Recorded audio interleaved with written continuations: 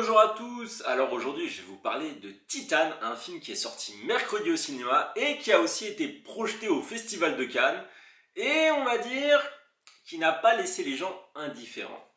Alors c'est une réalisation de Julia Ducournau qui avait fait en 2017 le très remarqué film d'horreur Grave qui abordait le thème du cannibalisme.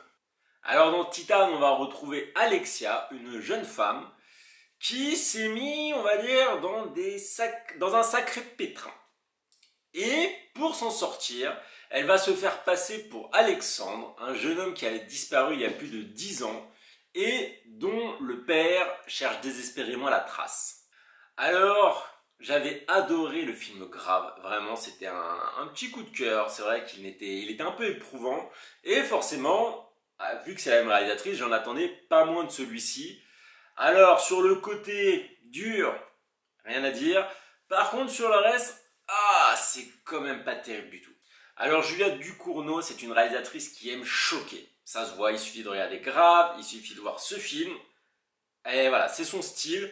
Et c'est pas forcément un style qui va plaire à tout le monde. C'est vrai que je pense que les âmes les plus sensibles peuvent même quitter la salle parce qu'il y a des moments qui sont quand même assez hard. Dans tout ce qui est violence, dans tout ce qui est sang. Personnellement, ça ne me dérange pas, c'est quelque chose qui m'avait assez plu dans Grave et dont j'ai retrouvé l'essence ici. C'est pas de la violence gratuite, c'est de la violence qui est construite autour du personnage, qui se marie bien dans le récit. Donc moi personnellement, tout ce côté, ça m'a plutôt plu, voilà. Mais je préfère vous prévenir, ça peut faire mal à certains moments. Il y a des scènes, des scènes où il y a du sang, où il y a de la violence. Il y a des scènes, des scènes de sexe, pas trop. C'est plus sous-entendu. Honnêtement, j'étais beaucoup moins choqué par les scènes de sexe dans Titane que dans Benedetta, par exemple. Dans Titane, c'est beaucoup plus mesuré. C'est peut-être plus intense, mais plus mesuré. Voilà, c'est bizarre à dire comme ça, mais il y en a beaucoup moins en gros. Les quelques secondes va y avoir, ça va être intense, mais ça va rester quelques secondes. Ça va être vraiment focalisé.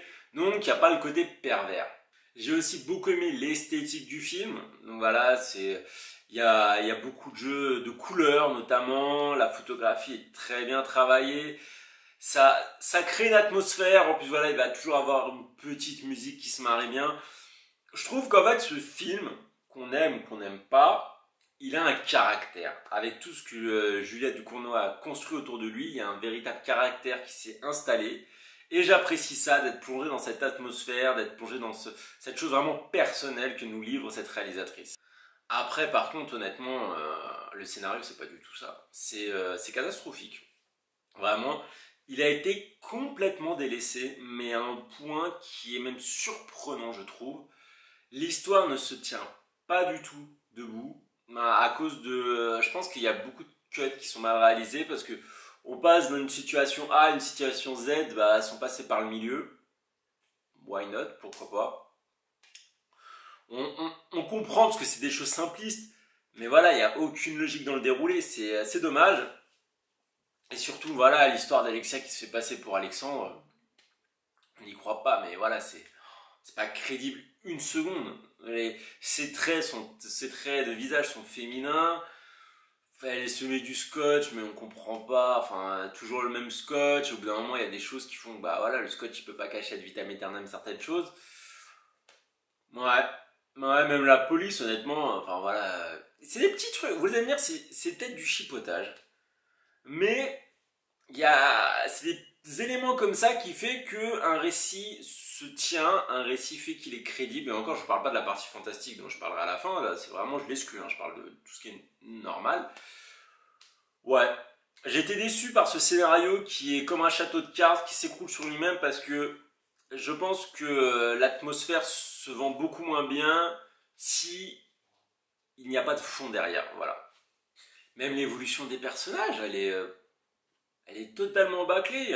On prend l'exemple d'Alexia, personnage principal, qui au départ est montrée comme une femme, je sais pas si on va dire folle, mais en tout cas, voilà, elle a un truc, elle a une rage, elle l'exprime, etc.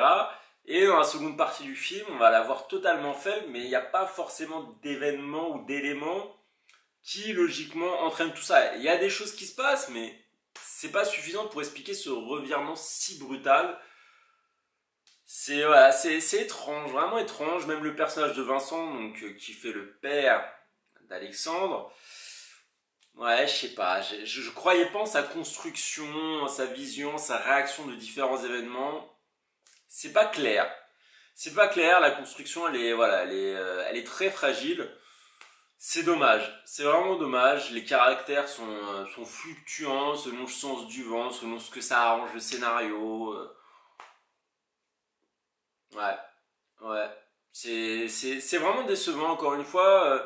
Le film, je pense que c'est très bien construit sur l'enrobage, mais a tellement délaissé le fond que ça s'écroule.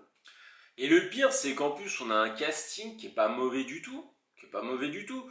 On a Agathe Roussel qui fait son premier rôle au cinéma. Je pense qu'elle vit vraiment le personnage. Elle a une interprétation assez dérangeante, mais c'est à l'image du film, donc moi personnellement, je vais valider. Ouais, il y a Vincent Lindon, bon, moi je préfère en contestataire, mais il m'habitue à mieux. Il m'habitue à mieux, c'est une valeur sûre. On sait que le niveau est bon, mais il excelle pas. C'est vrai qu'Agathe Roussel, je pense, prend beaucoup de place et il lui en laisse. Il lui en laisse, ça reste correct. Et par contre, j'étais content de retrouver Garance Marillier, qui était la tête d'affiche de Grave. Donc voilà, ça fait plaisir de la revoir. Elle est talentueuse, et même si elle a un rôle assez secondaire, ça fait toujours plaisir.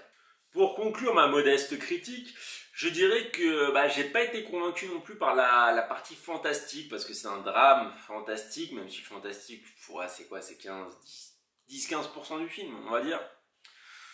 Ouais, je trouvais que ça apportait pas grand chose, c'était un peu superflu, ça fait du remplissage, pourquoi pas. Je pense qu'ils auraient mieux fait de zapper la partie fantastique et de se concentrer sur la cohérence de l'histoire, sur la cohérence des personnages. Ça a peut-être été plus utile, ça apporte pas grand chose, voilà. À zapper, honnêtement. Bon, comme vous l'avez compris, il y a une partie du film qui m'a totalement charmé, le reste qui m'a un peu catastrophé. Finalement, le résultat, selon moi, n'est pas terrible. Et c'est vraiment réservé à un public averti qui sait ce qu'il va voir. D'ailleurs, le film est interdit au moins de 16 ans, ce n'est pas pour rien, ce n'est pas tous les jours que ça arrive en France. Il y a une raison.